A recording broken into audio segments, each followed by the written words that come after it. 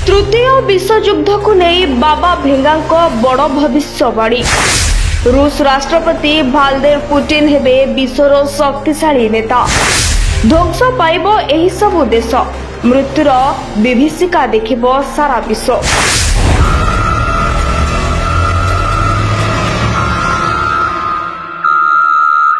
हाँ आज्ञा दर्शक बंधु, सामना को आसी बाबा भेंगा भयंकर भविष्यवाणी। एही दिन विश्व देखिब तृतीय विश्वयुद्ध।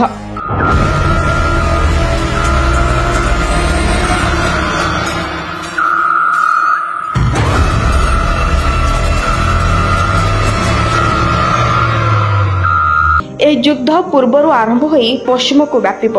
सबुआडे खाली दरपड़ा शब सह दुर्गंधमय परिवेश। एथिरे पश्चिम देश गुड़िकर पतन हेबा सह रूस राष्ट्रपति व्लादिमीर पुतिन विश्वर बड़ नेता भाबे उभा हेबे बोली कहा जायछि। किए केतेबेले काहाको अटैक करिवो, काहार जीवन चलिजिवो किछि भी पूर्वानुमान करि हेबनी। किंतु समस्ते एतिकी जानि सारलेनि जे मुंड उपरे बड़ विपद।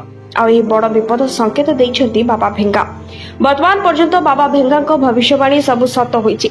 से जेतेबेले जहा कहिछन्ती ताहा सत हेछि।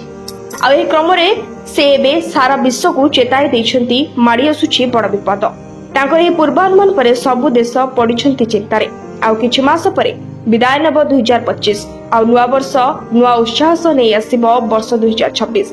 तेबे 2026 आसीबा पूर्वरु एबे बाबा भेंगा भविष्यवाणी को नै चिंतारे विश्ववासी।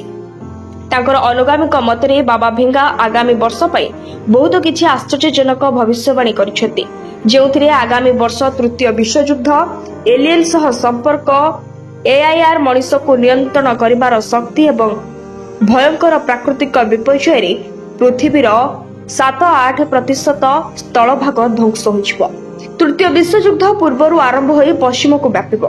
एथिरे पश्चिम देशगुड़िकर पतन हेबा सह रूस राष्ट्रपति व्लादिमीर पुतिन विश्वर बड़ नेता भाबे उभा हेबे बोली कहा जायछि।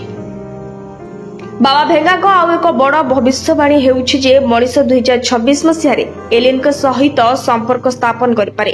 तांको अनुसार बाह्य महाकाश एक विशाल महाकाश जान नवेम्बर 26 रे पृथ्वी रे पहुंचिबो। आउ एलियन सह मनीष संपर्क स्थापन करिपारे। कृत्रिम बुद्धिमत्ता तथा एआई रो वर्धित शक्ति को दृष्टि रखी बाबा भेंगा एआई को नहीं भविष्यवाणी वर्तमान समय आहुरी प्रासंगिक मन हुए। से भविष्यवाणी करिसेंती जे 2026 सुधा एआई एते उन्नति होइछबो जे यह मानव जीवन को नियंत्रण करबा आरंभ करबो। सब क्षेत्र रे एआई रो हस्तक्षेप वृद्धि पाइबो।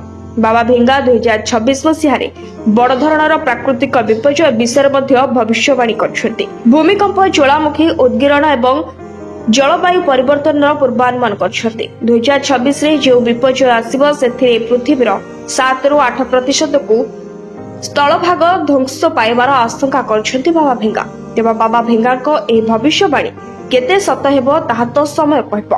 हेले एहा सुनी विश्वर अनेक बड़ बड़ देश और यार नेता हेबे चिंतारे पड़िछन्ती। बाबांको समर्थक माने कहउछन्ती जे पूर्वरु अनेक भविष्यवाणी सठिक प्रमाणित होइछि। हेले समालोचक माने कहन्ती एहा केवल संजोग। तेबे देखिबाकू बाकी रहिला 2026 मनीष समाज पई शुभंकर हेबो ना मृत्युर नौका नै आसीबो। Bureau report, BNS live.